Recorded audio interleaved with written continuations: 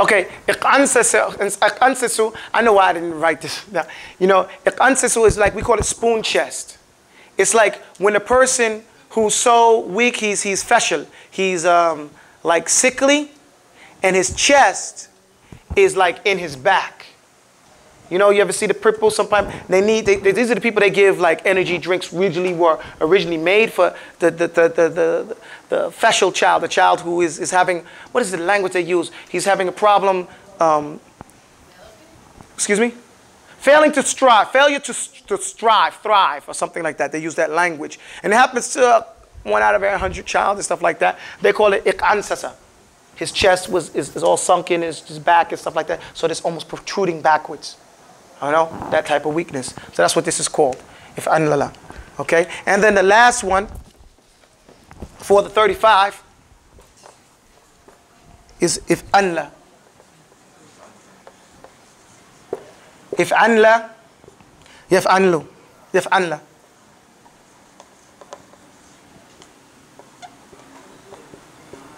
Okay, we're going to do it again. Islanka. Islanka. Okay? Now, as we get towards these last ones, we might say some of these are kind of strange because we don't see this Islanka like that. But that's what, 1 or 2? 1 or 2, let's say 3 out of 35 that will be not used as much as the other ones. Like that. Outside of that, these verbs are used every day if you're speaking Arabic. If you're talking about things in your, I don't know how many times I say tajawwara to my children. You know, tajalbaba to my girls. We use these af'al. If you tell a child, la taslaka, you know, don't sleep like that. You're sleeping all crouched up. There's different things you can use this stuff. Stick your chest out. Don't be iqansasa.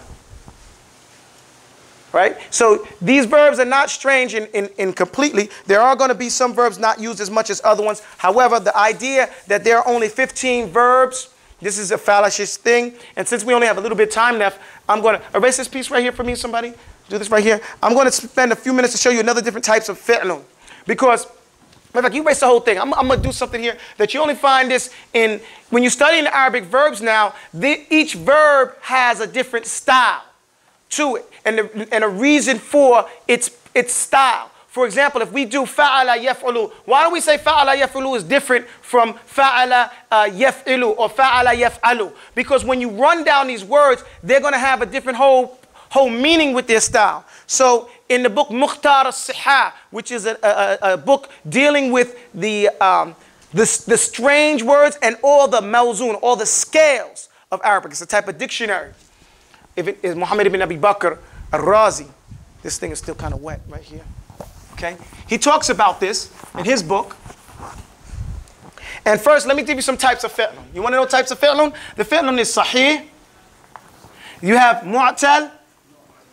And a mu'tal, and I'm putting this in English because, you know, we wanted to put it on the internet.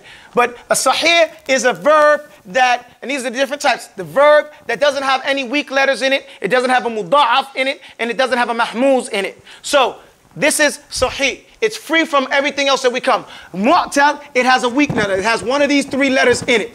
It has an alif, a waw, or a ya in it. And that word awa, if you want to remember that. Now mu'tal is of different types. Different types. You have ajwaf. You have ajwaf like qala. Okay, the middle radical is weak, right? No. So it has one of those letters, and you can have qala, yaqulu, qila, those different ones. Then that's one type. The second type of mu'tal is naqis. Naqis is like you have rama. You see the last letter, the last radical, the lam of the letter is a ya. It's like over here. Okay? Then you have, this is bad. Then you have abjad, jim. After that, then you have the lafif. Now lafif is of 2 types. Okay, you have lafif al-maqroon. And you have lafif mafruq. And lafif al-maqroon, just to give you an example, of you have tawa. Let me get this one right here. Excuse me.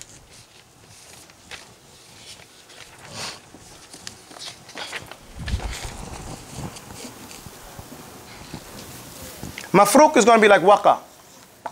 Like waqiya. Okay? And this one's going to be like tawa. Here on the makrun, qarana, meaning they're next to each other. So the ain and the lam of the letter are weak letters. And then the mafruq, faraqa. There's a farq, baynatun. There's something between them. So you have the waw and the ya of these letters. So you have sahih and mu'tal. Those are, if you talk about the different letters, they're in that format. The next one here is you have muda'af. Abjad. Okay, here, 1, 2, 1, 2. The third one, you would have here muda'af. Okay, muda'af as a definition is a word, a verb that has the ain and the lam of the letter the same letter. What does that mean? Like rub. Okay, but rub is not a verb. But I'm using rub as an example. You see, because we know that word so much. It's ain and the lam. It's actually rababa. So here we'll find as a verb madda. Everybody knows what a madda is.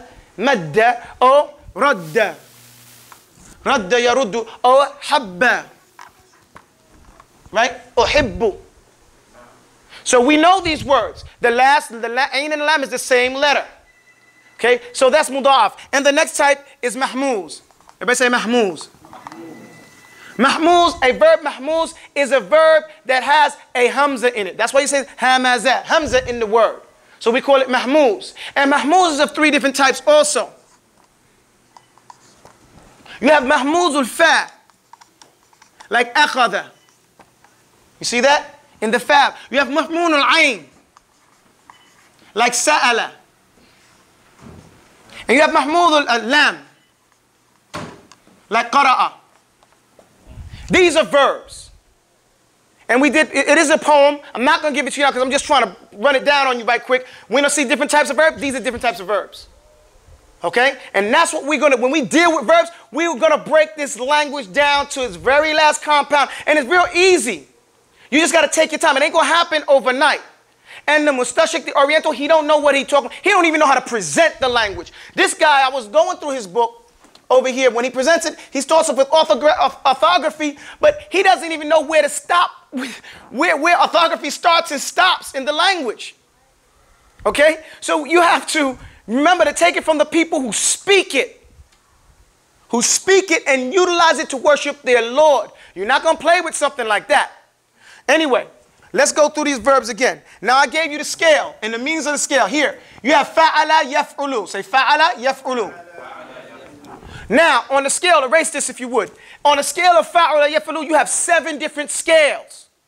7 different meanings. Okay, so with the first one we say nasara yansuru. Okay, say nasara yansuru nasran.